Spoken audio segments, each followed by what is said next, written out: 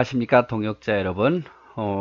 지금 이 시간은 이제 로마서 4장에 대해서 보도록 하겠습니다. 한번 소리가 안 나서 찍었다가 다시 찍는 겁니다 지금. 우리 4장 본문으로 갈까요? 1절 보면 그런즉 육신으로 우리 조상된 아브라함이 무엇을 얻었다 하리요? 자, 우리 조상 아브라함이 무엇으로 의롭다함을 얻었느냐 그 말이죠. 만일 아브라함이 행위로서 의롭다 하심을 얻었다면 자랑할 것이 있겠지만 하나님 앞에서는 없다. 그래서 결국 하나님 앞에 없다는 것은 아브라함은 행위로 의롭다함을 얻은 것이 아니라 믿음으로 의롭다함을 얻었다는 거죠. 성경이 무엇을 말하느뇨? 아브라함이 하나님을 믿음에 이것이 저에게 의로 여기신 바 되었느니라. 이게 중요하죠. 아브라함은 무엇으로 의롭다함을 얻었습니까? 하나님을 믿음으로 의롭다함을 얻었어요. 꼭 기억하십시오. 자, 일하는 자에게는 그 삭을 은혜로 여기지 아니하고 빛으로 여기거니와 일을 아니할지라도 경건치 않은 자를 의롭다 하시는 이를 믿는 자는 그 믿음으로 의로움을 여기느니라. 그래서 예를 들어서 일하는 자가 그 삭을 받으면 당연히 받는 것이니까 은혜가 아니지만 일을 안 했음에도 불구하고 뭔가를 받는다면 그게 은혜다 그 말이에요. 그래서 아브라함이 의롭게 되는 것은 은혜로 된 것이다. 이걸 말하고 있는 거예요. 자, 유대인들은 율법을 소유하고 지킴으로 구원을 얻을 수 있다고 생각했습니다. 율법을 소유했으니까 또 율법만 지키면 구원을 얻을 수 있다고 말했는데 바울이 주장한 것은 소유가 중요한 게 아니다. 그 말씀에 온전히 따라 행해야 되는데 그럴 사람이 없다는 거죠.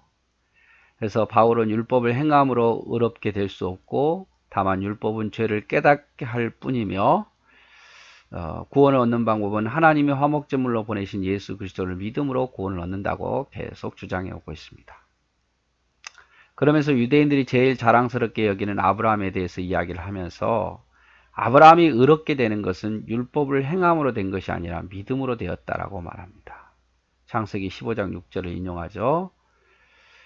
자, 그러면서 예를 들죠. 일꾼이 일을 하고 받는 삭은 주인의 은혜로 여기지 않습니다. 자기가 일했기 때문에 자기가 받은 게 그게 주인의 은혜는 아니잖아요. 당연하게 받을 권리인데 그런데 일을 하지 않고도 삭을 받는다면 그게 은혜다 그 말이죠.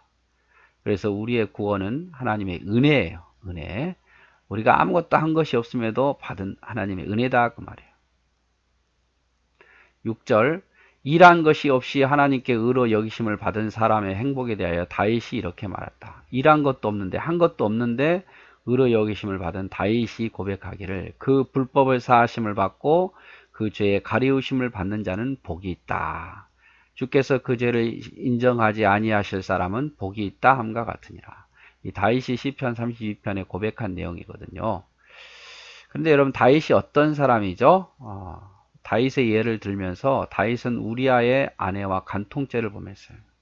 그리고 우리아를 죽게 만드는 살인죄를 곧바로 지었고 하지만 나단 선지자의 책망에 다윗은 회개하고 하나님 그를 용서하십니다. 그 다음에 다윗이 시편 32편 1절 2절에 이렇게 고백한 거예요.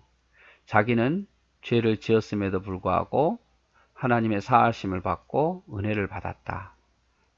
그래서 하나님의 긍휼하심과 은혜를 받는 것이 최고의 행복이다. 여기 앞에 내용이 그 내용이죠. 다윗이 이렇게 고백했단 말이에요. 죄를 사함 받은 뒤에.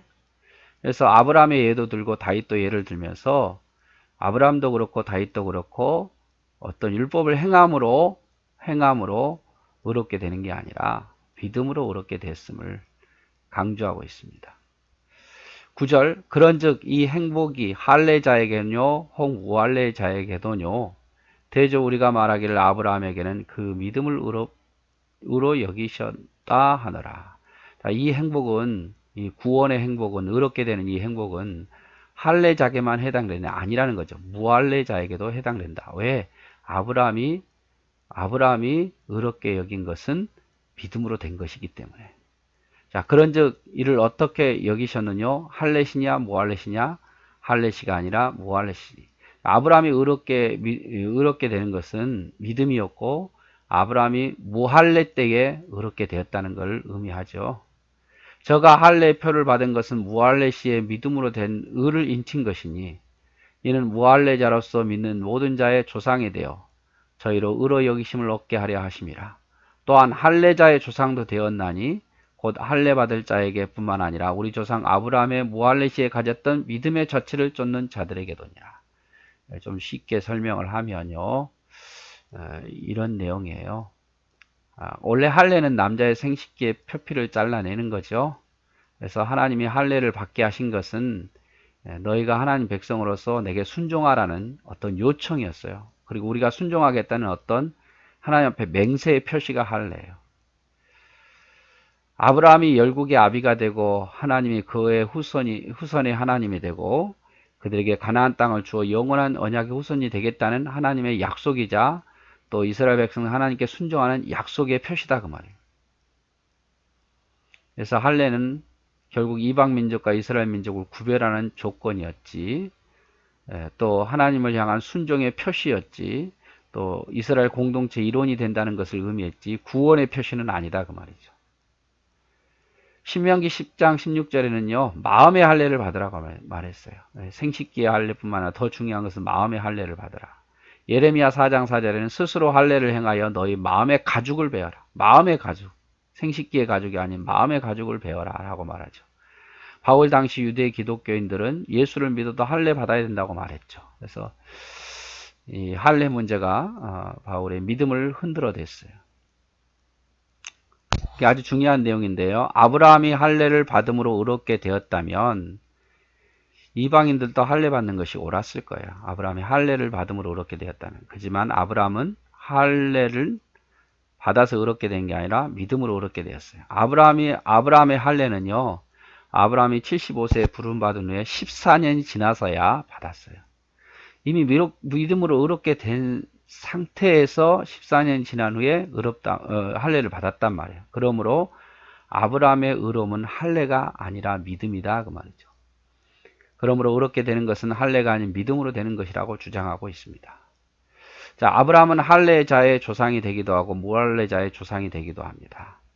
자, 할례를 받았기 때문에 할례자의 조상이죠. 유대인들의 조상이다 그 말이에요. 무할례 시대에 의롭담을 받았기 때문에 무할례 시대에 믿음으로 의롭담을 받았기 때문에 또한 무할례자의 조상이 되기도 합니다.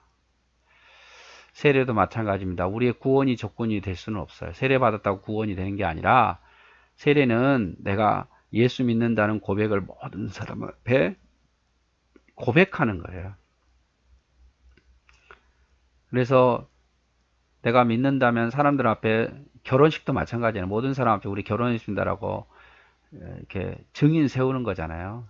세례도 내가 하나님 있습니다라고 사람들 앞에 선서하는 거라. 그래서 세례도 필요한 거예요, 여러분. 구원은 아니지만.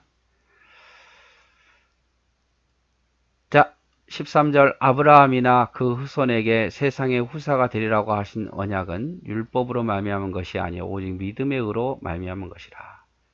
자, 아브라함에게 있어서도 그 후손에게 있어서 세상의 후사가 되리라. 하나님의 후사가 된다는 것은 율법으로 된 것이 아니라 믿음으로 된다 그 말이죠. 만일 율법에 속한 자들이 후사이면 믿음은 헛것이 되고 약속은 폐하여지나. 자, 율법으로 하나님의 후사가 된다면 믿음은 쓸모없는 것이 된다 그 말이에요. 율법의 진노를 이루게 하나니 율법이라는 것은 결국 뭡니까? 진노를 이루게 하는 거예요. 율법이 없는 곳에는 범죄함도 없다. 그래서 율법은 죄를 깨닫게 하는 거예요. 그러므로 후사가 되는 이것이 하나님의 후사가 되는 이것이 은혜에 속하게 하여 믿음으로 되나니 이는 그 약속을 그 모든 후손에게 굳게 하려 하심이라. 그래서 후사가 되는 것은 믿음으로 된다 그 말이에요. 율법에 속한 자에게뿐만 아니라 아브라함의 믿음에 속한 자에게도 아브라함은 하나님 앞에서 우리 모든 사람의 조상이라. 그래서 아브라함은 믿는 자의 조상, 또 할례자의 조상, 무할례자의 조상 다 된다 그 말이죠. 기록된 바 내가 너를 많은 민족의 조상으로 세웠다 하신가 같으니 그의 믿은 바 하나님은 죽은 자를 살리심이 없는 것을 있는 것까지 부르시는 이시니라. 자, 세상의 후사, 여기 의미는 뭐냐면 율법이 아닌 믿음으로 된 것을 말해요. 그래서 세상의 후사, 하나님의 후사는요 믿음으로 된다. 율법이 아니라. 율법에 속한 자들이 후사이면 만약에 율법에 속한 자들만 후사가 된다면 믿음은 헛된 것이 되고 약속은 폐하여지게 된다 그 말이죠. 율법이라는 것은 죄를 깨닫게 하고 그 하나님의 진노를 알게 할 뿐이에요. 그래서 하나님의 후사는 믿음으로 된다. 자, 아브라함은 유대인이나 이방인의 모든 믿는 자의 조상이 된다. 유대인의 조상 되기도 하고 이방인의 조상도 된다. 왜냐하면 할례를 받았기 때문에 할례자의 조상이고, 할례를 받기 전에 믿음으로 의롭다함을 받았기 때문에 무할례자의 조상이 되기도 한단 말이에요. 아브라함의 믿음이라는 것은 죽은 자를 살리신 하나님, 모리아산에 이삭을 바친 그것도 믿었고, 없는 자를 있게 하신 하나님도 믿었어요. 아브라함의 믿음이죠. 이제 쭉 나옵니다. 아브라함이 바랄 수 없는 중에 바라고 믿었으니, 아브라함의 믿음은 바랄 수 없는 중에 바라고 믿는 믿음이었어요. 이는 내 후손이 이같으리라 하신 말씀대로 많은 민족의 조상이 되게 하려 하심을 인함이라. 자, 아브라함의 믿음을 더 구체적으로 말하죠. 그가 100세가 되어 자기 몸이 죽은 것 같음과 사라의 태에 죽은 것 같음을 알고도 믿음이 약해지지 않았어요. 네, 믿음이 약해지지 않았어요. 이런 상황 속에 믿음이 안 약해졌다고 말이죠. 믿음이 없이 하나님의 약속을 의심하지 않고 믿음의 견고해져서 하나님께 영광을 오히려 하나님의 약속을 의심하지 않고 믿음이 더 견고해져서 하나님께 영광을 돌리더라 그 말이죠. 약속하신 그것을 또한 능히 이루실 줄을 확신하셨으니 그러므로 이것을 저에게 의로 여기시냐. 아브라함 믿음이 얼마나 좋습니까? 여러분, 바랄 수 없는 중에 바라고 아기를 낳을 수 없는 몸인 줄 알게도 불구하고 믿음이 약해지지 않고 오히려 하나님의 약속을 의심치 않고 영광을 돌리더라 그 말이죠. 이것을 저에게 의로 여기셨다 그 말이죠. 저에게 의로 여기셨다 기록된 것은 아브라함만을 위한 것이 아니요 의로 여기심을 받는 우리도 위함이니 곧 예수 우리 주를 죽은 자 가운데 살리신 이를 믿는 거다. 우리도 역시 아브라함처럼 이런 믿음을 가져야 된다 이 말이죠. 예수는 우리의 범죄함을 위하여 내어줌이 되고 또한 우리를 의롭다 하심을 위하여 살아나십니다. 예수님은 우리 죄를 때문에 죽으셨고 우리를 의롭다 하려고 살아나신 분이다. 아브라함의 믿음은 바랄 수 없는 중에 바라는 믿음이었어요. 죽은 자를 살리신 하나님, 없는 것을 있는 것 같이 부르신 하나님을 믿었다고 말이에요. 하나님은 무자한 아브라함에게 하늘의 별, 바다의 모래와 같이 자손을 많게 하겠다고 하셨지만 99세가 되도록 자녀가 없었습니다. 하지만 그 가운데서도 하나님의 약속을 믿은 사람이 바로 아브라함이에요. 믿음이 약해지지도 않고 의심하지도 않고 이루실 줄 확신했고 하나님께 영광을 돌렸다고 말해요. 예수님이 우리를 위하여 죽은 자 가운데서 다시 살아난 것처럼 우리 역시 죽은 자 가운데서 다시 살려 영생할 것을 우리가 믿으라고 말이죠. 아브라함처럼 이것이 우리가 가져야 할 믿음이다라고 표현을 하고 있습니다. 그래서 여기에서 이제 바울이 아브라함의 믿음에 대해서 이야기하면서 아브라함은 의롭다함을 얻은 것은 행위가 아닌 믿음으로 됐다. 이거 꼭 기억하십시오. 행위가 아닌 믿음으로 아브라함이 의롭게 되었다. 네, 오늘도 여러분 수고하셨습니다. 사랑하고 축복합니다.